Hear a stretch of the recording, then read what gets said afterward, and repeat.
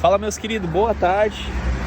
Quanto tempo, tudo bem com vocês? Voltei aqui, hein? Fazia tempo que eu não aparecia no Instagram, nas redes sociais, né? Tô com o cliente que veio de Canela.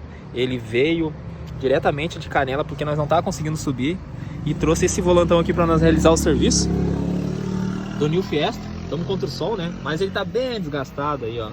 O antigo dono dele tinha bastante ácido úrico. E então, o que acontece, ó? Desgasta bem o volante. Tá bem difícil de enxergar, né? Vamos pegar aqui o contra o sol. Tá bem difícil. E aqui nós vamos fazer um revestimento premium, padrão que vem de fábrica com couro, sabe? Então ele veio, tô ajustando o material certinho.